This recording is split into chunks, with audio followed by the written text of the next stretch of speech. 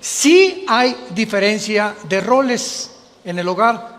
Dios dejó al hombre como la cabeza para que pudiera guiar a su esposa y a sus hijos, y que la mujer pudiera realmente respetar a su marido, como dice la palabra de Dios. Y al no conocer estos roles y estas responsabilidades, el hombre se vuelve en autoritario, se vuelve en macho, y comienza a abusar de su esposa como su esclava, la confunde como una sirvienta nada más, y tú estás aquí nada más, como decían los griegos. Esto no es del siglo XXI. Los griegos decían: la mujer no sirve más que para cuidar a los niños y para la cama.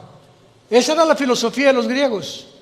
Entonces estamos enfrentando problemas sociales que vuelven otra vez a ser desenterrados por Satanás, porque él es el autor del robo, de la muerte, de la violación y de todo lo que existe, y comenzar a dividir la familia, que ese es su propósito principal: crear odio del hombre a la mujer, y que la mujer comience a ser envenenada, creyendo que realmente los hombres son los culpables, cuando detrás de todo esto se encuentran poderes de las tinieblas, y lo único que va a proteger a nuestras hijas y a nuestros hijos es la oración de nosotros y nuestro testimonio. Cuando los hijos ven que tu matrimonio no es lo que ellos esperan que sea y quieren tener un matrimonio igual, se decepcionan los hijos.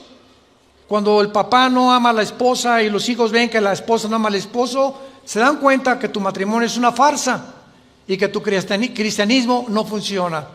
Y los hijos crecen inseguros y comienzan a ser abusados, ¿verdad?, por la falta de protección de la oración de los padres.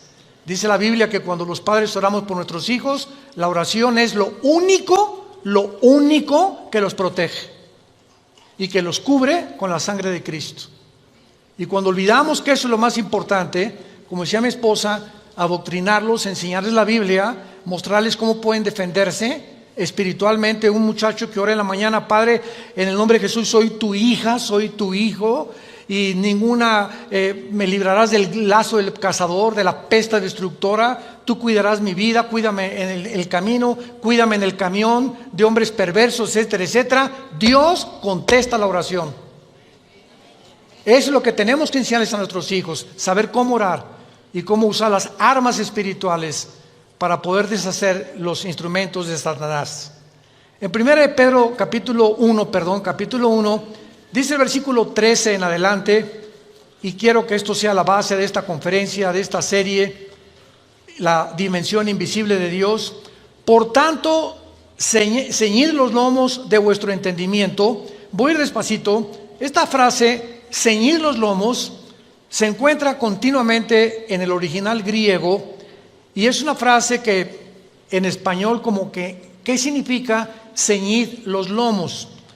Entonces, esto significa que determinemos ya, que apretemos como apretamos el cinturón para sostener nuestros pantalones, que ya determinemos en nuestra mente entender la santidad. Entender la santidad. Es lo que significa ceñid vuestros lomos.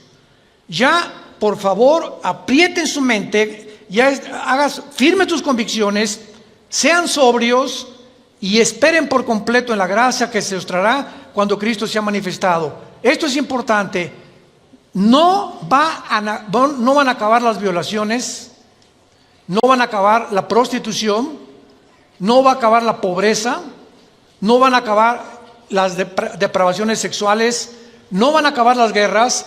Dios no nos envió a este mundo a cambiar completamente la sociedad, sino a detener el flujo y la fuerza de la maldad. Por eso se nos llama la sal de la tierra. Pero no vamos a acabar nosotros con la maldad. Hasta que Cristo regrese, Él va a acabar con la maldad. Mientras estemos en este mundo, vamos a enfrentar maldad. Y la maldad, dice Mateo 24:12, va a aumentar, por lo cual el amor se va a enfriar. ¿Saben qué es lo que se enfría? El amor por las almas. Ya los cristianos no van a tener amor por las almas, ni le van a querer hablar a nadie de Cristo, cuando es el Evangelio el instrumento que Dios nos ha dado para cambiar realmente la sociedad, porque hasta que los hombres que nos escuchan ahorita no entiendan que Cristo pagó por ellos en la cruz y no inviten a Cristo como su Salvador, un hombre ni una mujer van a cambiar. Lo único que cambia es el nuevo nacimiento. Y fuera de eso, perverso es el corazón y engañoso más que todas las cosas. Hay un animal con el cual nacimos, que la Biblia le llama pecado, y que ahí está, los cristianos nos damos cuenta cada día que pasa y crecemos en Cristo más y más, que cuando ese animal que traemos de nosotros, aún los cristianos lo seguimos trayendo. Por ejemplo, tú tómate 2 o 3 copas de más, o trata de usar alguna droga, le abres la jaula al animal. Y te das cuenta con 2 o 3 copas, o con una droga, que ya no haces, ni piensas, ni hablas como una persona normal. Y vas a hacer cosas que nunca harías en tus 5 sentidos. Es lo que Pablo nos dice en Filipenses capítulo 1, yo no soy como el que tiene confianza en la carne. Traemos un animal dentro, todos. Unos ya lo han domado, unos lo tienen enjaulado, unos lo tienen, el Espíritu Santo nos fue dado para ese animal poderlo amarrar y que no lo dejemos suelto, porque viene la anarquía. Es como un caballo salvaje que lo deja suelto y que sale, ¿verdad? Hay que meterle el freno al caballo, causarle dolor al caballo para que el caballo responda. Esto es lo que Pedro nos quiere decir: aprieten ya los lomos de vuestro entendimiento, sean sobrios y esperen. Estamos viviendo una época donde estamos esperando que este mundo sea cambiado por Jesucristo. Y mientras Cristo viene, hagamos, como decía mi esposa, lo más que podamos para poder detener, no acabar, porque no vamos a acabar con la maldad, detener con nuestras oraciones y nuestro testimonio y la predicación del Evangelio, que la maldad no se reproduzca ni avance con la fuerza que está avanzando. Tenemos que aumentar las reuniones de oración en nuestras iglesias. Versículo 14, como hijos obedientes, no se conformen a los deseos que antes teníamos estando en vuestra ignorancia. Antes de ser cristianos, los hombres, ¿verdad? La mayor parte de los hombres están acostumbrados a ver a una mujer y comérsela con los ojos. La mayor parte de los hombres ven a las mujeres y las mujeres no se dieron cuenta, hace 30 o 40 años, no se dieron cuenta que la forma como se visten también, y no estamos diciendo, ¿verdad? Ay, pues qué hombres tan cochinotes. Es que la mujer tiene su participación también. Dice 1 Timoteo 2 que las mujeres se vistan con ropa decorosa. Entonces también hay cierta participación de mujeres que se ponen escotes, que se ponen pantalones demasiado apretados y forzosamente atraen sobre su cuerpo las miradas. Entonces también hay que cooperar, ¿verdad? Del otro lado, para que las mujeres dice la Biblia, como las mujeres que profesan la piedad. Ahora, si tú eres cristiana, vas a cambiar tu manera de pensar y te vas a vestir de una manera que no traigas la atención sobre tu cuerpo. Nada de minifaldas, ni el escote por acá, ni pantalones demasiado apretados, ¿verdad? Ni coqueteos, ni mucho menos, porque los hombres responden inmediatamente ante estas tentaciones. Entonces, es lo que Pablo quiere decir. Seamos obedientes, tanto los hombres como las mujeres. Las mujeres que se vistan con ropa decorosa y los hombres en Cristo comenzamos a entrenar nuestros ojos. Pasas por un puesto de pornografía o vas a la playa, ya viste un bikini, ¿verdad? Hay playas donde ya no usan ni siquiera el brasier las mujeres. Ya la viste, pues ya no lo puedes impedir. No la veas 2 veces. No la filmes. Ya la viste, y eso requiere entrenamiento. Volteamos y ya no quiero pensar en eso, no quiero seguir viviendo eso. ¿Por qué? Porque me va a hacer daño.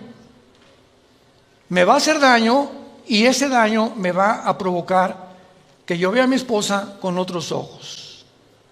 o que comience a desvalorizarla a ella, porque creo que hay mejores cuerpos que la de ella. Y entonces viene una guerra interna donde ese animal nos vence.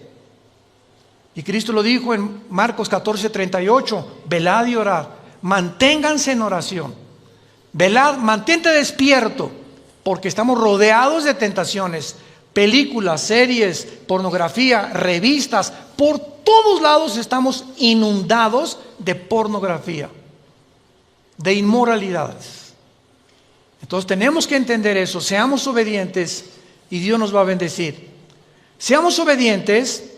Y dice la Biblia, y este es el tema de nuestra conferencia en esta mañana, versículo 15, sino como aquel que os llamó es santo. El llamado es de un Dios que hizo los cielos y la tierra, y la Biblia lo describe como algo santo. Y la palabra santo que vamos a desarrollar en esta mañana, y la santidad no es lo que tú creías que significaba.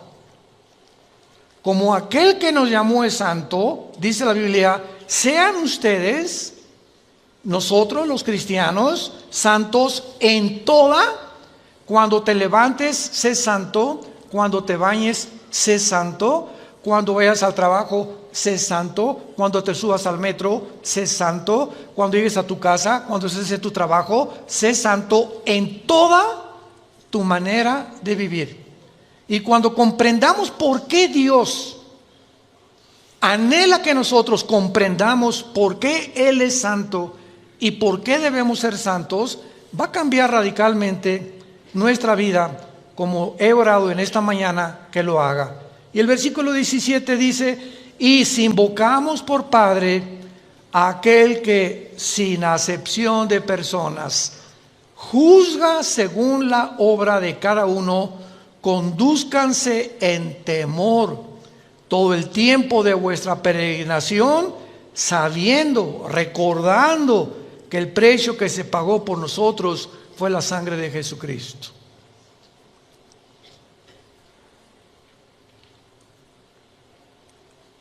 Una de las doctrinas más importantes de la Biblia es el temor de Dios. Me costó a mí mucho trabajo comprenderlo hace muchos años. Proverbios 1:8, el principio de la sabiduría es el temor de Dios. Capítulo 2 de Proverbios, hijo mío, guarda mis mandamientos, atesóralos en tu corazón, búscalos más que el oro y que la plata, porque entonces entenderás el temor de Dios. Entonces vemos que esa frase, el temor de Dios, comenzamos a pensar que Dios nos manda que tengamos miedo de Él, ¿no es verdad?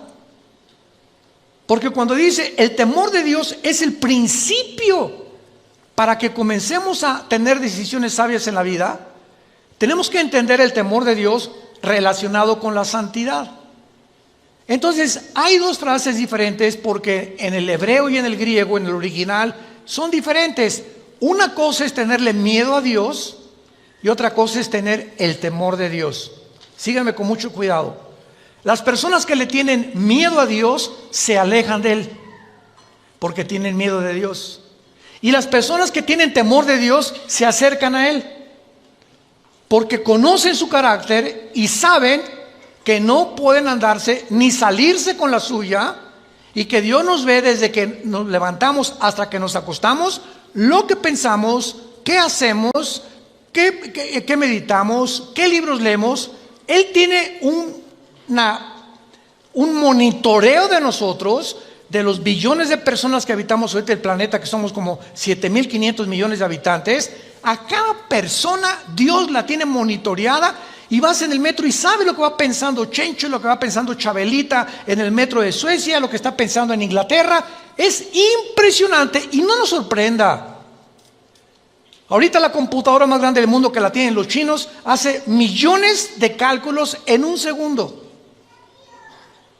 Ahorita en China tú llegas y en las estaciones de los trenes y en las estaciones de los autobuses hay cámaras que comienzan a detectar las caras de los miles de chinos. Para mí que todos son iguales.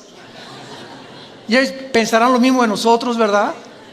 Y de cada uno, y cada vez, y entonces juntan los miles que tienen, lo meten a la computadora, inmediatamente saben quiénes están siendo buscados por la ley, quiénes son delincuentes o a quienes se pasaron los altos 3 o 4 veces. Es increíble lo que nosotros con la tecnología hemos hecho. Ahora imaginémonos a Dios. No nos sorprenda el control, el monitoreo tan perfecto que tiene Dios de cada uno de nuestros pensamientos.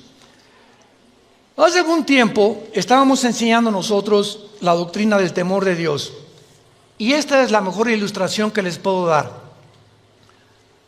Cuando nuestros hijos eran chicos, mi esposo y yo le decíamos a los niños: pórtense bien, vamos a ir a cenar con unas personas, y cuando regresemos no queremos tener chisme ni que se pelearon, ni mucho menos. Y muchas veces regresábamos, mi esposa y yo, y encontrábamos cojines desplumados o etcétera, etcétera, porque cuando nos íbamos, pero nada más estaban esperando que arrancara el carro para gritar: ¡viva Zapata! Libres por fin. Cuando regresamos, hicimos algo. Vamos a poner cámaras de televisión en el baño, en la sala, en la cocina y en el jardín. Cuando nosotros regresamos, parecían San Clotilde y San Carmelita, nuestros hijos. ¿Qué fue lo que originó su cambio de conducta?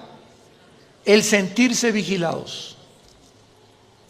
Cuando sabes que te están vigilando, no harías las cosas que haces cuando ni siquiera sabes que estás vigilando. Y muchos de ustedes hacen las cosas que hacen porque creen que Dios no los ve. Si tú supieras en tu corazón realmente que Dios te ve, no harías las cosas que haces escondidas. Pero las haces porque ya perdiste el temor de Dios. Ese es el temor de Dios, si lo quieres apuntar. La conciencia que Dios nos observa las 24 horas. Y como sé que Dios me está viendo, yo voy a caminar delante de Él lo mejor que yo pueda, porque sé que no lo puedo engañar y que todo lo que siembre lo voy a recoger. Ahora, muy bien, este concepto del temor de Dios y de la santidad de Dios, desgraciadamente la religión popular comenzó a promulgar que la iglesia, me refiero al Vaticano desde luego, tenía o se podía adjudicar el derecho de hacer santas a las personas. Y entonces, a través de muchos siglos, se moría una persona, se llamaba Carlos, y entonces Carlos fue o monje o fue monjita Clotilde, etcétera, etcétera, y se investigaba que hiciera milagros, entre comillas, quién sabe si son o no son, y entonces la iglesia determinaba santificarlo o beatificarlo. La iglesia se adjudicó el derecho de ella determinar quiénes son santos y quiénes no son santos. En otras palabras, nosotros vamos a declarar santos a los que nunca rompieron ni un plato, o a los que consideramos, aunque no los observábamos día y noche, ni sabíamos lo que se hacía en el convento. Simplemente entre Madrid y otro convento en España encontraron más de 100 fetos, entre el convento de monjitas y el de los hombres, los monasterios de los hombres. ¿Por qué? Porque hacían túneles y se metían como los topos, rascándole con las monjitas. Y las monjitas se embarazaban, nadie sabía, ni la madre superiora, y enterraban y abortaban. ¿Por qué? Porque se prohibió que se casaran. Porque para poder servir a Dios tienes que encerrarte en un lugar y nunca casarte. El voto del celibato sacerdotal. Todas estas barbaridades que ya cuando venimos a la Biblia las comenzamos a comprender.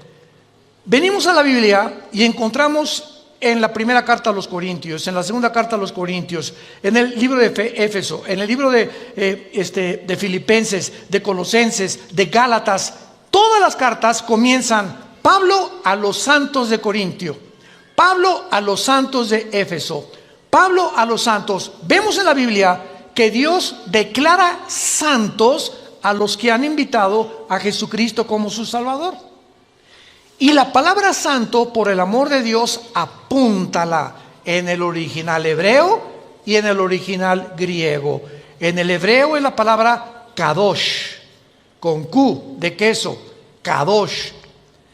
Y en el griego es la palabra que se usó para poder decir agios, agios con H y G de gárgara.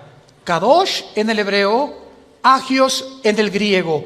Y tanto en el hebreo como en el griego, la palabra santo nunca significa bueno. ¿Qué es el concepto que tenemos? Ahí te crees muy santito, ¿verdad? O sea, te crees muy bueno. La palabra santo no significa eso. La palabra santo, apúntalo, significa separado, apartado para servir a Dios. Cuando Dios nos dice, sean santos porque yo soy santo, tenía Dios que enseñarlo desde el principio con el pueblo de Israel. Dios agarró al pueblo de Israel y se lo trajo a un monte que se llama el Sinaí. Ahí en el monte Sinaí le dijo a Moisés, sube tú nada más allá arriba a la punta conmigo. Después subió Josué y al pueblo le dijo Dios que se queden a la mitad, porque el que se acerque a la montaña muere. Y comienza Dios a asociar la santidad con la muerte. En otras palabras, ustedes tienen que entender que yo soy una entidad, el Dios de la Biblia no es igual a ninguno de nosotros, ni a los ángeles, ni a los querubines, ni a los serafines. Es algo completamente separado de todo lo que Él creó. Y por ser tan diferente de todos nosotros y de todo lo que Él creó, sus pensamientos no son iguales a los nuestros. Las cosas que Él hace no son las cosas que nosotros hacemos. Son un abismo de diferencia entre las dos, entre la santidad de Dios y el pueblo que somos nosotros. Entonces, cuando suben al monte Sinaí, Dios comienza a enseñarles que las personas que se acerquen a Él tenían primero que purificarse, tenían que limpiarse, porque cuando se acercaran a Dios, Él no era igual que nosotros. Dios tenía que hacernos entender que somos pecadores, que tenemos maldad, que tenemos un animal dentro, y que antes de que yo me acerque a Dios, necesito decirle, Señor, 1 Juan 1, 8 y 9, si confesamos nuestros pecados,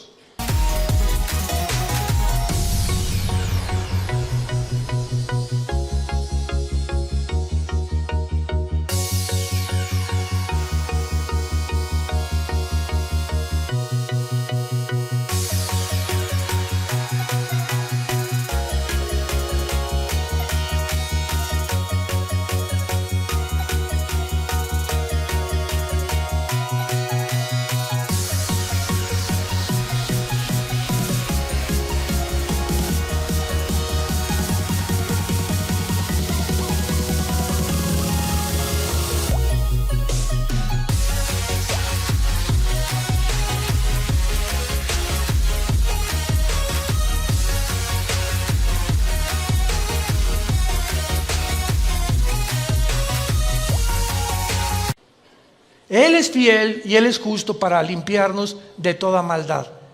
No nos atrevamos a acercarnos a orar o a pedirle a Dios, da un mejor trabajo. Hermano, por favor, ayúdeme porque mi esposo es una bestia, y etcétera, etcétera. Hermana, ¿y usted cómo está? ¿Usted vive en santidad? ¿Usted está cerca de Dios? Porque usted me viene a decir que su esposo es esto y el otro, pero me importa usted, porque es la tendencia de nosotros primero tratar de arreglar la vida de los demás cuando nuestra propia vida está de cabeza. Entonces así no vas a poder cambiar a tu esposo ni tu esposo a tu esposa. Tenemos que comenzar a cambiar nosotros para poder efectuar un cambio con la persona que vive a nuestro lado. Muy bien. Veamos este concepto entonces de la santidad poco a poco, porque ¿de qué manera es Dios diferente a nosotros? La respuesta es en todos los aspectos. Y como Él es tan diferente a nosotros, y nosotros somos pobres cucarachas, caracoles, con un cerebro de hormiga, comparado con la majestuosidad, la sabiduría, el poder de los pensamientos de Dios, estamos aquí como caracolitas. ¿Y por qué Dios permite los tsunamis? ¿Por qué permitió Dios las enfermedades? Él es bueno, ¿verdad? Pues si Dios es bueno y misericordioso, no hubiera permitido que un tsunami ahogara a 50 niños. Y no hubiera permitido que a esa niña la violaran. Y no hubiera permitido que a mi esposo lo mataran atropellado o lo asesinaran. Y comenzamos nosotros a fabricarnos un Dios de acuerdo a lo que nosotros creemos que debería de ser y no el Dios de la Biblia. Vean la gran equivocación que tenemos cuando comenzamos a caminar con Dios.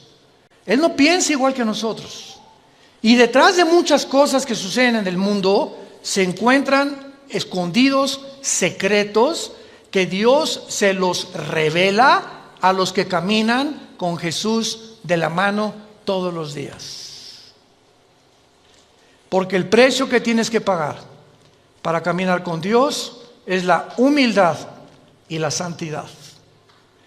El Espíritu Santo. ¿Por qué se llama Santo el Espíritu de Dios? Porque me dice el Espíritu Santo: Armando, agárrate de la mano. ¿Quieres caminar conmigo? Sí. Si caminas en santidad, te voy a guiar, te voy a fortalecer, te voy a decir lo que tienes que hacer, te voy a dar consejos, te voy a decir cómo, etcétera, etcétera. Pero si tú pecas, me sueltas de la mano, porque soy hipersensible como las palomitas. Así es el Espíritu Santo. Y no puedo caminar contigo, porque dos no pueden caminar de acuerdo si no estuvieran juntos.